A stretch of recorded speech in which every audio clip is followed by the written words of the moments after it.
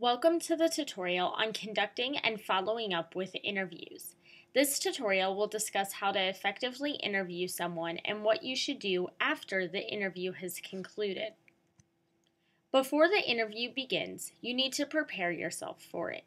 This step requires a lot of time and attention to detail on your part as a journalist, because it requires you to not only research the subject matter the interview will cover, but also to research the interviewee in detail. You want to know what the background questions are that you should be asking the person, what biases to question him about, and what details to inquire about in relation to the topic of your story. To effectively ask all of these types of questions, you will need to prepare a list of all your inquiries. The most effective questions are open-ended ones, which require someone to answer with a more elaborate response than yes or no, and therefore require the person to tell you lots of information. As a journalist, you should ask questions like who, what, where, when, why, and how. In particular, your most powerful questions are why and how, since those questions tend to get people talking for a while, which gets you a lot of helpful information. Finally, try to relax a little before you go into the interview.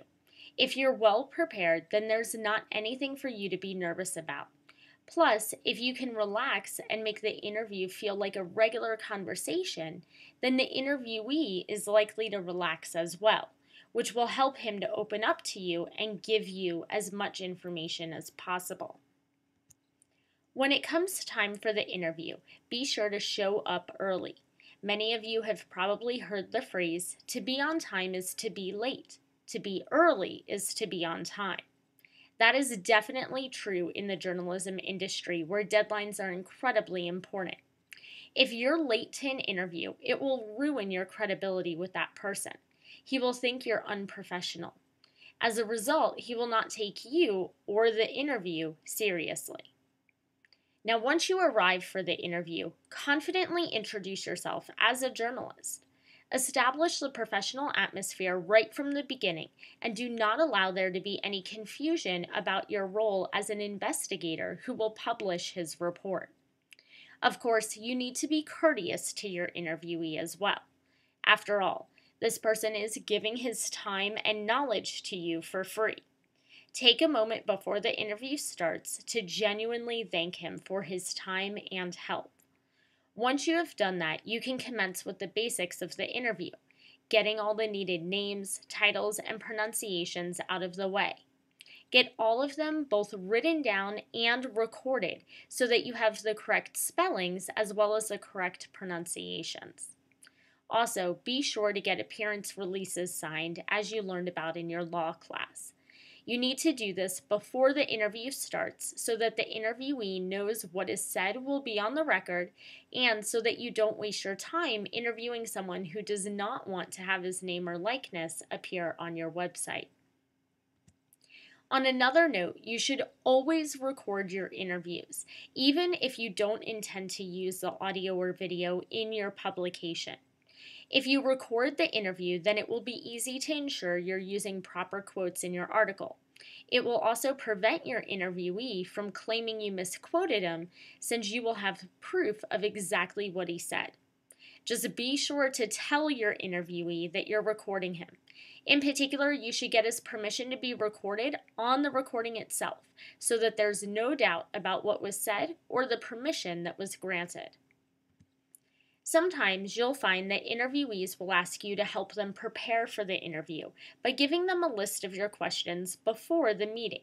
This is not a good idea. You should never give your interviewee the questions ahead of time. When you interview someone, you want him to give you authentic responses, not canned, rehearsed responses. Therefore, instead of giving an interviewee your list of prepared questions, you should just give him a bulleted list of the topics you'll be asking him about. For example, you might warn Tiger Woods that you plan to ask him about his golf career, his personal life, and his endorsements. However, you would not tell him what you specifically plan to ask about in regards to each one of these topics. One way to help generate authentic and candid responses from your interviewee is to start the interview with an icebreaker. You may ask about the person's family, school, or favorite sports teams. This will get him talking openly with you, so that hopefully he continues to give you truthful responses throughout your interview. While it is definitely helpful to break the ice a little, you don't want to spend too much time on an icebreaker. Instead, respect the interviewee's time and get to the point of the interview quickly. You're interviewing this person for a reason, so get to it. As you start focusing more on the subject matter at hand, it can be helpful to begin with the easiest questions so that your interviewee gets used to talking with you. This will help him to relax and speak openly. You can then gradually work your way up to the difficult questions so that you're asking them at the end of the interview. That way, your interviewee is more likely to answer your tough questions since he's already comfortable with the conversation. And even if he doesn't answer those questions, it won't sour the rest of your interview because you will have already conducted the rest of your interview. Another important thing to do is to watch for both verbal and nonverbal cues from your interviewee. These will tell you if your interviewee really believes what he's telling you, whether he's confident in the information he's giving you, and whether he's comfortable with the interview process.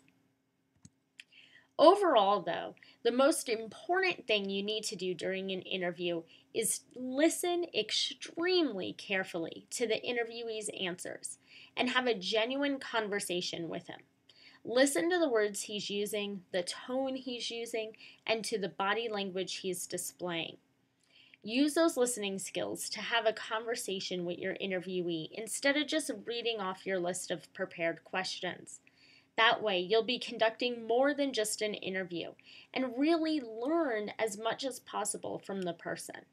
Then, when the conversation wanes, you can return to your list of prepared questions and ask some of those. Additionally, if anyone answers a question but you don't understand the answer or you feel like the answer is off topic or evasive, then ask the person for clarification. There's nothing wrong with that. Asking something like, "What do you mean?" or "Can you elaborate on that?" can be a great way to get your interviewee back on track and elaborating on his answers. Since you're the reporter, not the person being interviewed, it's important to remember that you should not be in the spotlight. You are the medium the interviewee uses for conveying his information. You're not the focal point of the story. Therefore, you don't want to steal attention away from the interviewee. Instead, you should remain in the background and control the interview process. To do that, you need to maintain control of the microphone by holding on to it at all times. You also need to stay in control of the direction the interview proceeds by making sure you are the only person asking questions and by stopping the interviewee from talking about topics unrelated to the subject matter of the interview.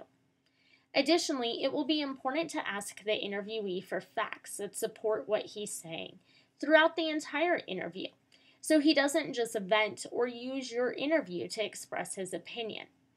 Asking for supporting facts or examples will also help you to find related evidence and investigate your interviewee's statements so that you can ensure your report is accurate. At the end of your interview, you should summarize back to the interviewee the key points you got from him during the conversation to ensure you understood him correctly and didn't miss anything. Specifically, you can ask the interviewee if there's anything you missed or anything else he wants to say about the topic of your story. Before you leave the interview, exchange contact information with the interviewee. That way you can get in touch with him to ask follow-up questions if you need to. He can also get in touch with you if there is anything important he remembers after the interview has concluded. Of course, you will want to be courteous and thank the interviewee for his time yet again before you leave him. You will also want to keep listening carefully to everything he says until you actually depart his company. Often, people will talk more openly after the interview seems to end or will remember something else important to say. So you never want to stop listening to your interviewee.